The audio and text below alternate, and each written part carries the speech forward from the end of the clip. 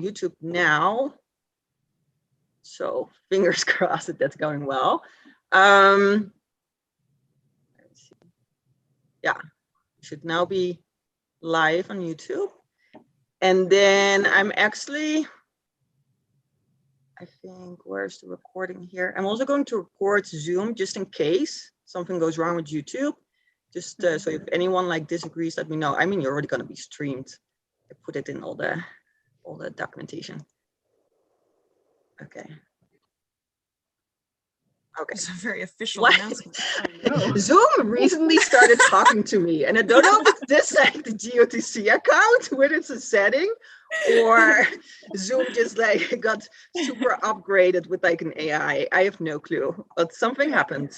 So, okay.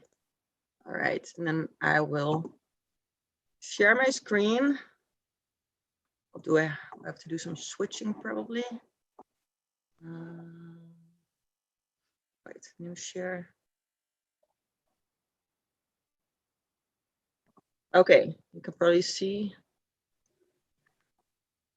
So I'm gonna swap. Okay, can you see my screen? Yes. Awesome.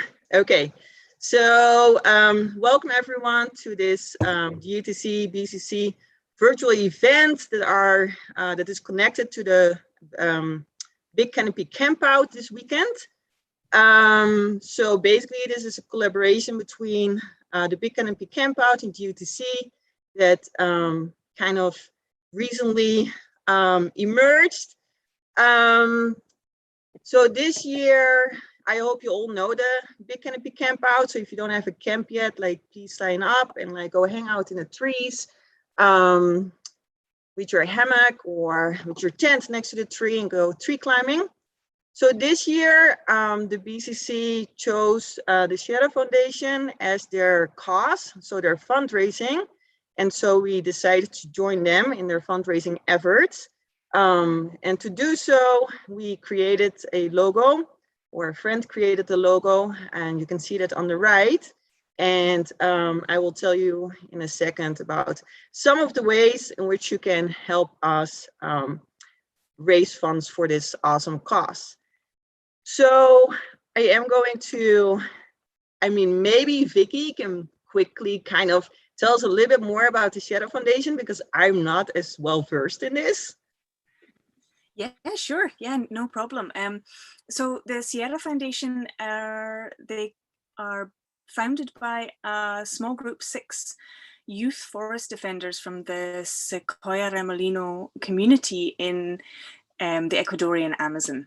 And back in 2016, these young forest defenders were set up the Sierra Foundation in order to try and preserve their ancestral knowledge and also their ancestral wisdom that they believed was being lost through different generations of interference with their beliefs through religion and various educations. The younger generation are in fact taken out of the community to be taught at Catholic schools in the city. So when COVID hit, they lost 2 of their very important elders, and with most of the communities, indigenous communities in Ecuador and within the Amazon, is that they don't write anything down. They will pass on information through stories and talking and practice. And the Sequoia Remolino are known for their medicinal plant use. So they have over 1,000 plants that they use for different medicinal purposes. And they found that they were losing this knowledge. And with that, when COVID came, what happened was that they then lost 2 more elders that hadn't passed on all the information that they could have, and they panicked. At that point, they realized that it was quite a critical situation for their community who live in the rainforest to reconnect with their ancestry and also reconnect with nature. And so the Sierra Foundation is based around trying to get a school opened an alternative school in which they teach both their ancestral knowledge, but also that they teach modern scientific findings that they believe are in line with their vision to live within and alongside the forest. And they've had real difficulties in raising any money because they are Indigenous people, and they has taken them 4 years, no, 5 years to even get the paperwork together to set up an NGO, because they had to provide things like birth certificates and other paperwork that, of course, Indigenous cultures don't have.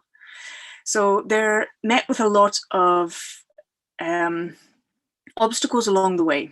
And when COVID hit, they were forced back into the forest because COVID came into the communities through the oil and the palm oil plantation workers who continued to work throughout COVID and access areas that they were previously not allowed to go into, but no one was policing it. So that's quite critical for them to protect the 44,000 hectares of fragment of forest that they have left. They used to have over 2 million, I think, hectares, and now they've got 44,000. There used to be over 30,000 of the community. There is now only 700 left. So we're raising money for them to begin building this school so that they can start teaching, reteaching the ancestral ways and the ways to connect to the forest, but also they want to incorporate and mix together some of the scientific information that we have been gathering over the years also.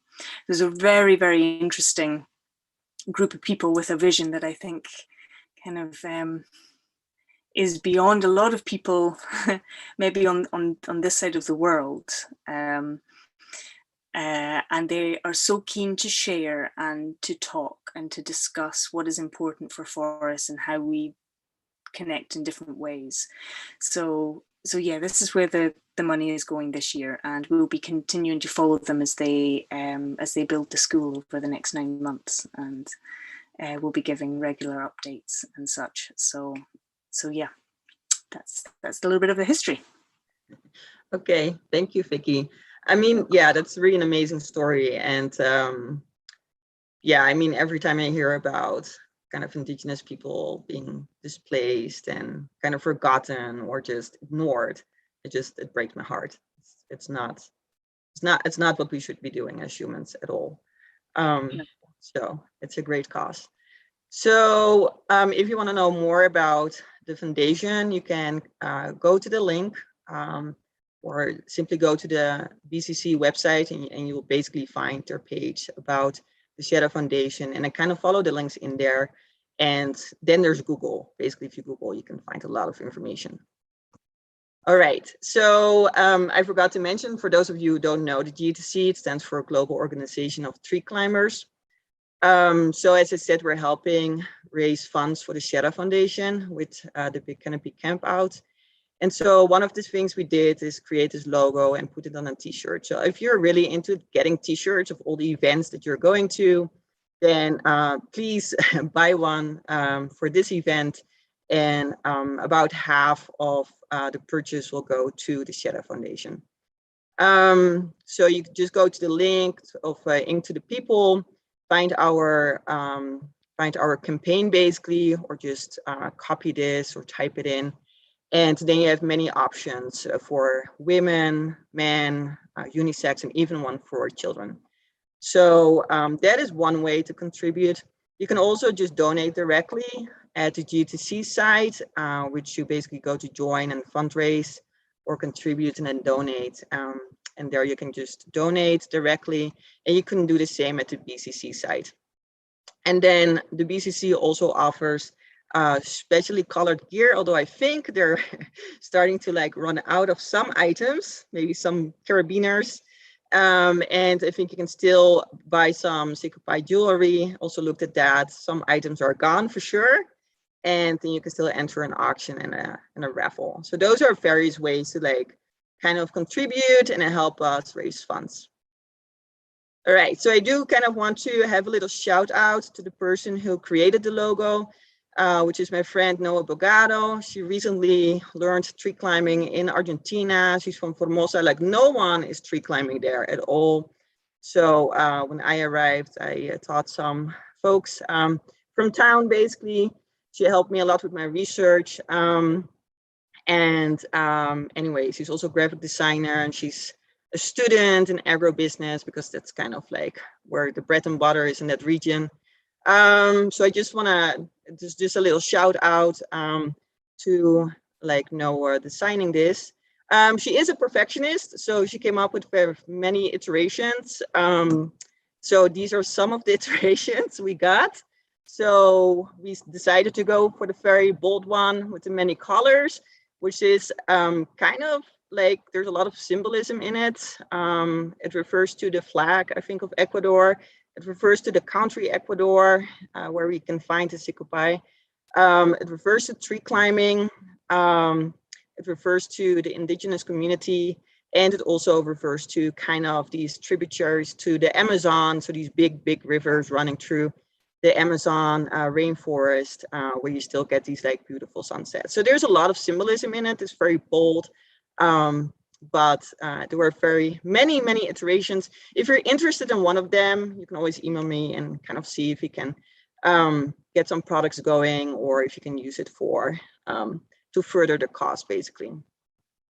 All right, and then the rest of this is kind of an introduction to this specific virtual event today.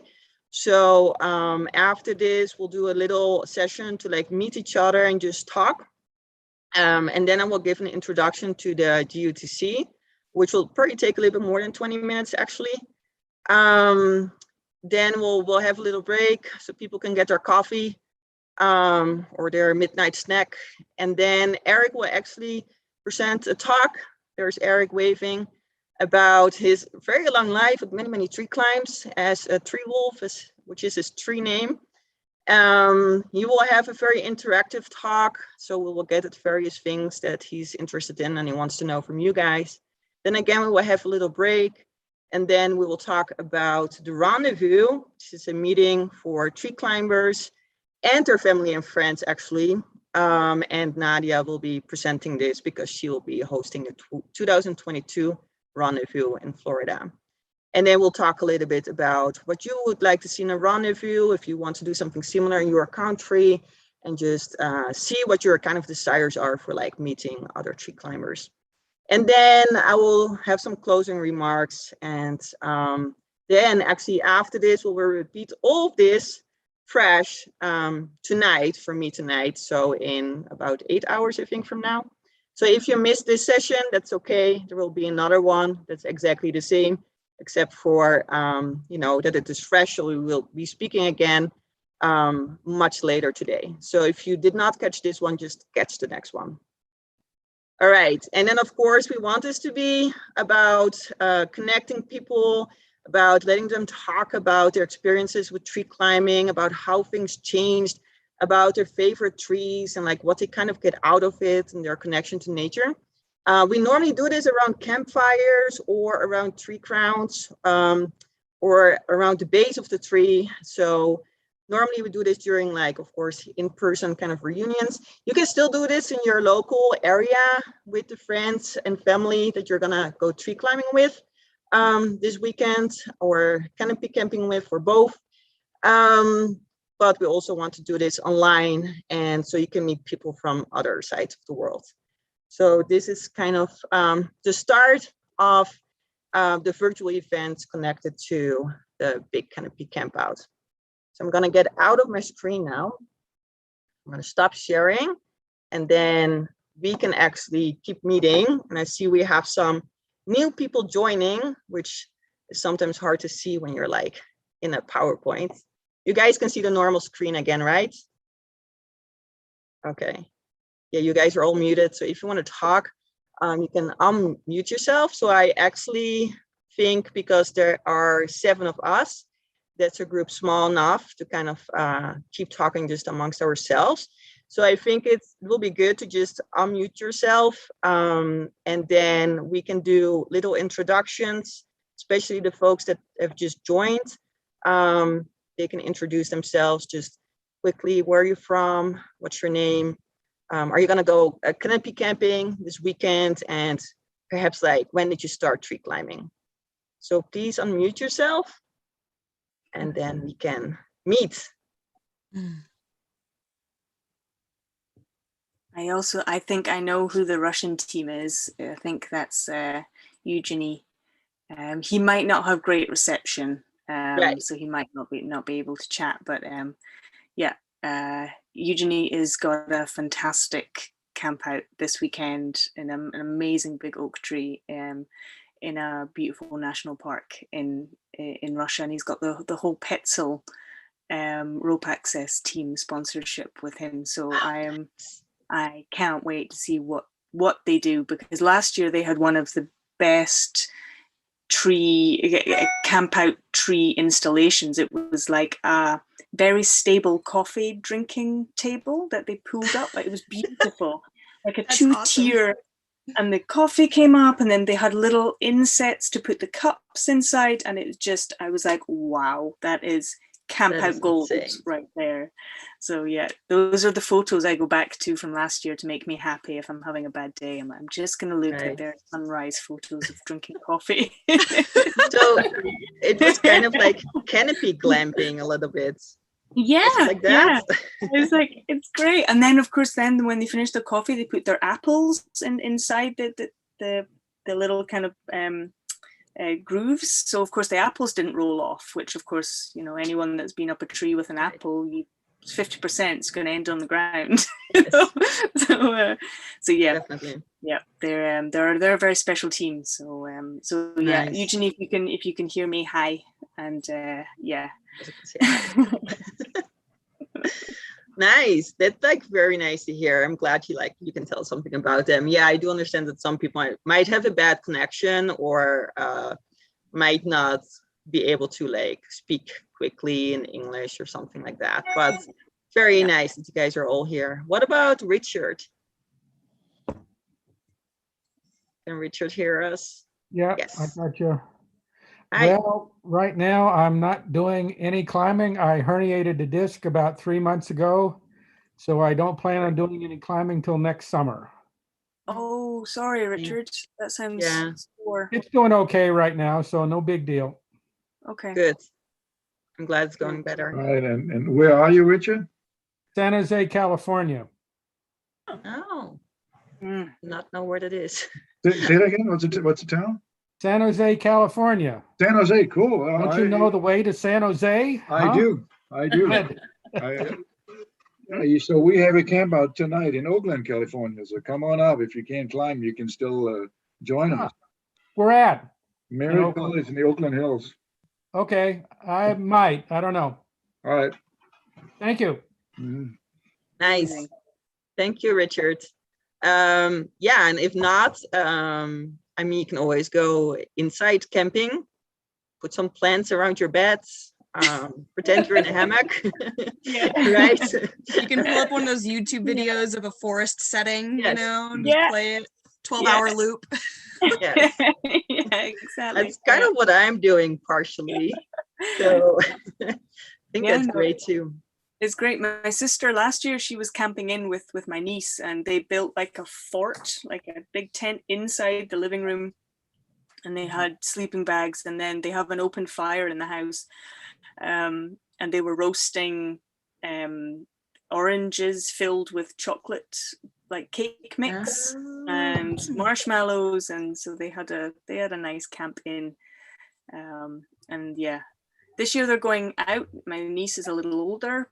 But I think it probably will be a lot more comfortable last year than it will be this year with a young child in the tent. But we'll still though, you cannot like start early enough for that, right? So exactly, yeah. Right. Yeah. So okay, let's like quickly get some names from the others, because not everyone on the internet will know us. So I'm gonna start with Eric because he's on the left side of my screen. Eric Folmer. I'm in Berkeley, California. I have been climbing trees for over 40 years, even more than that. But I've been doing tree work, arboriculture, and from there on I moved on. Now I do more canopy research, and I teach tree climbing. So it's all about the trees for me. Yes. Okay. We as GOTC people know that. So Okay. yeah, that's very nice. What is your favorite tree in Berkeley? My favorite tree in Berkeley Yeah. is a native coast live oak, which is the only tree in the city of Berkeley that's protected by a moratorium. People cannot cut them down. Nice. And we have some very beautiful trees. They do well here. Nice. Sounds very nice. Let's go to Ellie. Okay, hello, my name is Allie. I am a recent Austin transplant, moved to Portland, Oregon, just a few months ago. And I was actually to pursue tree climbing at Tree Climbing Planet with Tim Kovar. I've taken the basic tree week course there, as well as the facilitators course. So only been really climbing for the last 3 or 4 months. But I am just starting a tree work position here in 2 weeks, so I'll be doing a lot more climbing soon. I'm planning on doing the canopy camp out at Tree Climbing Planet in these beautiful Oregon white oak trees. And I have to work Sunday morning, which kind of sucks because that means it's going to be me getting out of the tree at like, I don't know, 6:30 in the morning quietly. But it'll be my first canopy camp out, so I'm excited. Nice. Very nice. Yeah, you should be excited, especially the first time. It's like amazing. After that, it's also really amazing. But first time, you just don't know what's happening to you, kind of a thing. It's like, how is this all going to work out, logistically speaking? And you just keep being amazed by the view and the fact that you're in a tree sleeping or about to go to sleep. So yeah, I remember that. Let's go to Vicky. Hi. So I'm Vicky, and I'm one of the co-founders of Big Canopy Camp Out.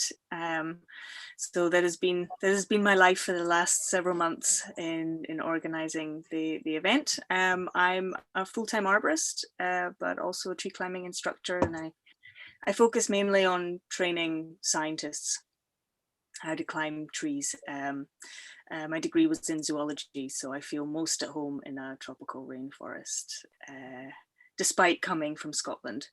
Right.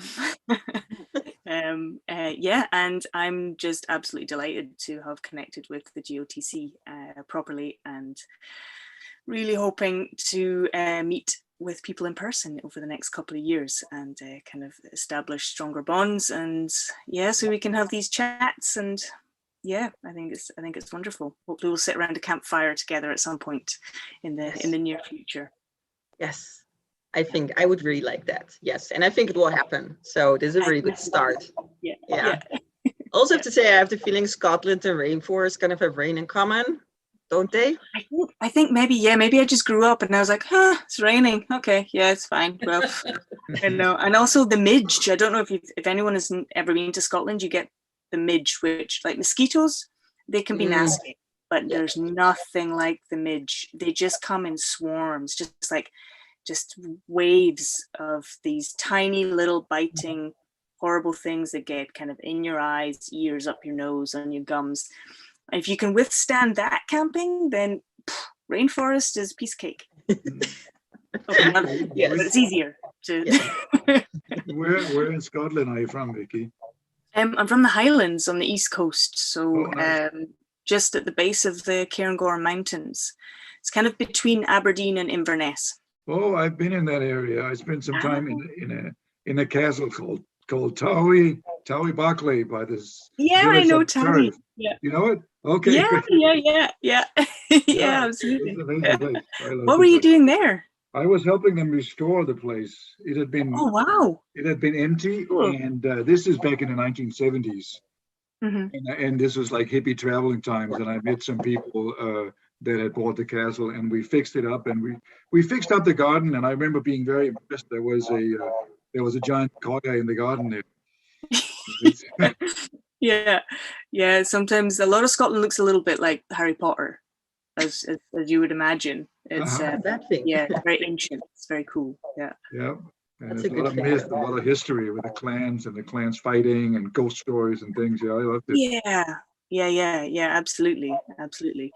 Wow, that's a really cool story that you went to restore a castle in Scotland. That's That's saying something. I'm Scottish. That's not you. Yeah, I'm impressed. All right, and that's been a long time. I need to go back there and see what it looks like now.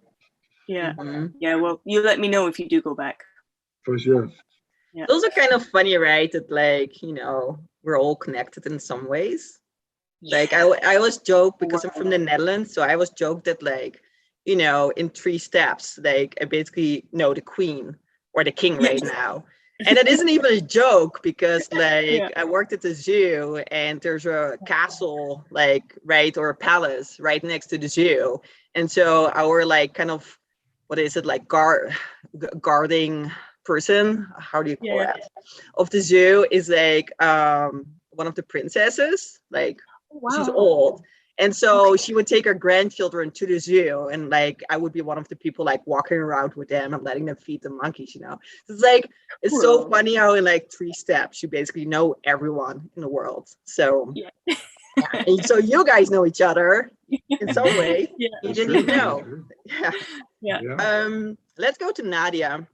Okay, well, I cannot beat that Eric story about the castle, that's for sure. But I can tell you, Vicky, that Scotland is in my bucket list, so I will end up there sometime because I'm. Let me know, definitely. Yeah. Plus, I'm from Catalan ancestry, so Scottish and the Catalan, you know, we have a certain kind of you know, we understand each other, you know. We definitely do. I felt it even through Zoom. I did. There you go. And it's funny you're talking about kind of having a relationship with other people. Is when Ali was talking about herself, it's like, oh yeah, I lived in Austin. I'm like, that's where I first moved in the United States, was to Austin, Texas. And then she said, oh, I went to Texas A&M. I'm like, I went to Texas A&M. And then she was like, that's so cool. And I'm like, I was born in Panama. And I was like, oh my gosh. I think we have to meet at some point, Nadia. I think so too. So I got into tree climbing completely differently than the rest of you. I started my career very, very young, and I went into the environmental industry basically as a chemist and toxicologist. So most of my work has actually been marine toxicology, and actually as far removed from trees as you can imagine. But I have always loved trees. I love heights. So whenever possible, I was always trying to climb, and I ended up taking aerial acrobatic classes. I'm doing that too right now. All right. I literally just signed up like this month of my first sessions. Crazy. Continue. Sorry.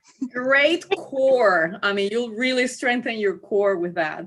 And then it turned out I really, really, really suck at it. I'm horrible and not gracious at all. And I was very frustrated.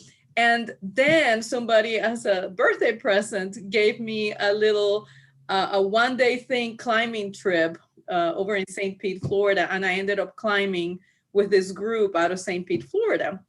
And as soon as I did it, I was like, okay, finally, I found it, you know, it's never too late. So in the last 5 years have been just taking courses at different places from different people. And then that took me right back to St. Pete, Florida, where I ended up becoming a facilitator with the same people that put me up in the tree for the first time. So, you know, it's like life kind of just, you know, goes.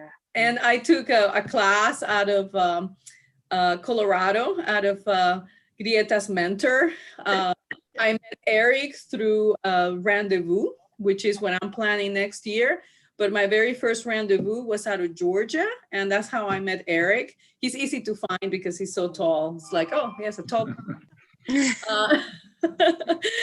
So I kind of, you know, the whole tree thing is being something I gotten very involved, and especially in the last 3 years, I really got more and more involved with GOTC, with becoming a facilitator, with getting a group here in Florida climbing because I wanted to have climbing buddies.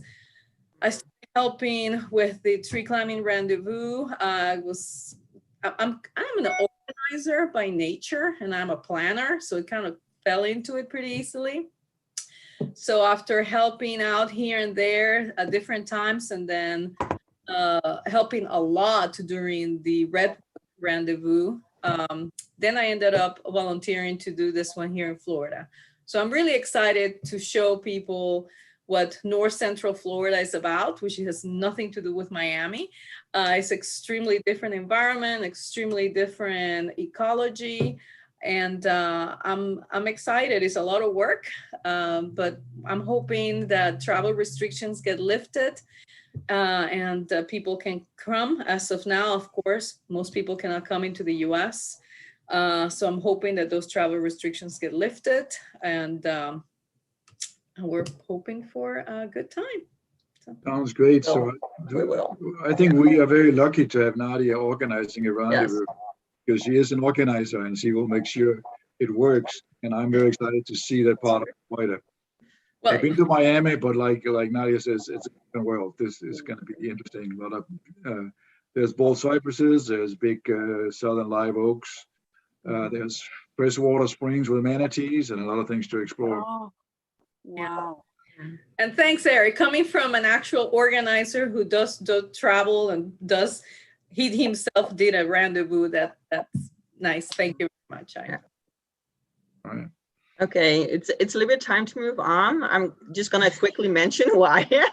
So my name is Griëtte van der Heide, or like I tell people here in the States, Griëtte van der Heide, because then they understand me, and I don't know why that is. So I'm actually Dutch, so from the Netherlands. Tree climber is like my first instructor. It was Joe Mayer, the late Joe Mayer. He thought that I was from Denmark because he didn't understand that Dutch people are from the Netherlands. Danish, Dutch, yes. You know, windmills, wooden shoes. So he started calling me Lady D, and so some of the tree climbers call me Lady D. So it makes no sense whatsoever. I started tree climbing as a graduate student because I wanted to go up in the canopy and understand more about why primates. So I focus on primates, specifically monkeys, not so much apes.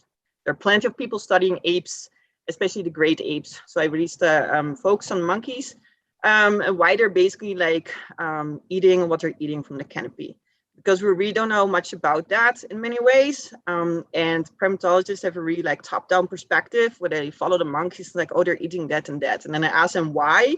They're like, we don't know, because they don't look at the forest and they don't look at the trees themselves. So that's kind of like my perspective. Mm-hmm. So that's why, and I will talk about it more like tomorrow. So that's why I started tree climbing, and I did the course actually in Panama as a student way before I met Ellie there.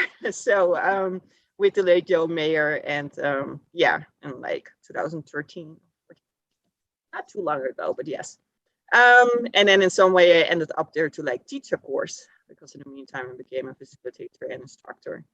So that's kind of my story, and you will hear more about me. So let's just move on.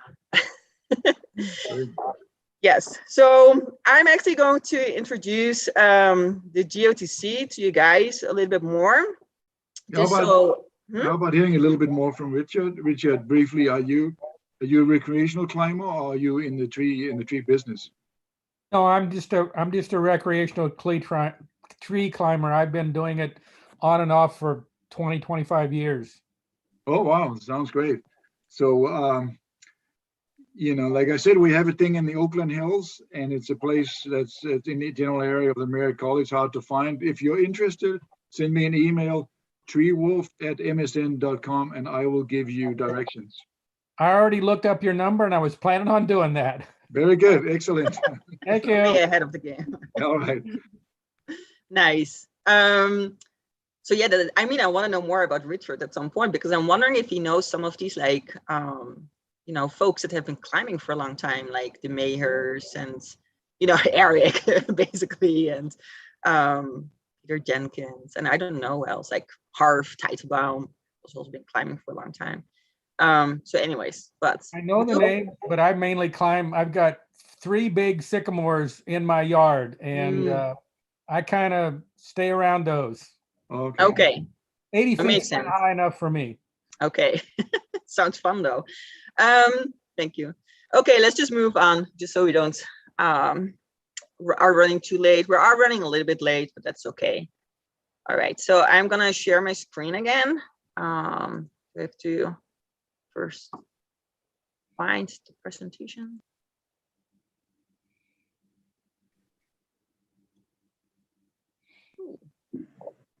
Let me see. All right. You guys see a screen with the logo of GOTC? Awesome, thank you. All right, so I'm going to tell you guys a little bit about the global organization of tree climbers. That's what GOTC stands for. People also just say GoTC for Go Tree Climbing. I never got used to that, but I know people say either GOTC or GoTC. So just so you know, our website is gotreeclimbing.org. All right, so what is the GOTC? I can say a lot about it. I try to kind of condense it. So there is a little bit more information on the slide, which you can just like look at later. But generally speaking, we are a non-profit organization. We are based in the States, but we have global in our name. So we try to reach out globally that supports and promotes tree climbing at large. All right, so it's actually a picture of, like, Ellie knows them, of some of the tree climbers in when that screen came up, I was like, hey, it's Neo. Yes, so a bunch of students from Brazil who went to like Panama to learn how to tree climb. And so some of the things we actually do is like reach out and try to get some of these people from other places that might not have the means, like go, for example, to a rendezvous. All right. So generally speaking, we kind of adjusted our mission statement to be a little bit more modern, just change. It basically still says the same thing. But so currently our mission statement is encourage the rewarding experience of tree climbing for people of all backgrounds and abilities. So we really want to kind of encourage everyone who's interested in trees and canopies and forests to go up into the trees with your local tree climber or instructor and experience this. And then kind of to like get this mission done, we have some goals. So this is where like the big sentences come in. But basically we focus on tree climbers that are in it for recreation or adventure, or just fun, for education and for research. And this doesn't mean, and which some people think, that we're excluding arborists. We don't. If they want to go tree climbing for recreation or adventure, education and research, they like, we're there for them. We're just saying like there are a lot of organizations with specific rules for arborists, and we do not kind of fill that niche, but we fill the niche of just like generally speaking, like helping everyone to get up in trees. So we present a voice for tree climbers and organizations if they need it. So if you're in need of something, like please shoot us an email and we will try to help you. We try to share your stories and your connections to the tree. So we have, for example, newsletter, and if you want to like publish a story in it, then you are really welcome to do so. And just tell us why you're in the trees and what you're doing. And then we'll also support activities and events. So the main event that we're supporting at the moment is the yearly Tree Climbers Rendezvous, that you will more about later on. Okay. So I'm gonna like introduce some folks to you. I'm gonna try to do this quickly because there are actually a lot. And also I wanna apologize to folks that took pictures at especially the rendezvous in California. We have a shared Google Drive. So I took some pictures from there, and I will acknowledge like people in our YouTube channel. So I am currently the president. I already told you my name. My name is Griëtte from der Heide, or a tree name is Lady D. I'm a facilitator and instructor, but in my day-to-day life, I'm actually a researcher that focuses on primates. I'm also the chair of the outreach committee at the GTC, but we're just gonna like switch because I have too much on my plate, so we're looking for another chair. And I am working on my own website, which is called Primate Canopy Calls You, which I hope to launch like the upcoming 12 months, because apparently it's a lot of work to create a website. Then our vice president is Eric Fulmer. He goes by Tree Wolf. Oh yeah, I tried to get all your credentials from everyone. I probably missed some, but he's definitely a facilitator and instructor. He has his own company, so he takes people to all sorts of places around the world for tree climbing adventures and education. He's also the chair of the website and newsletter committee, and he's actually basically editing our entire newsletter.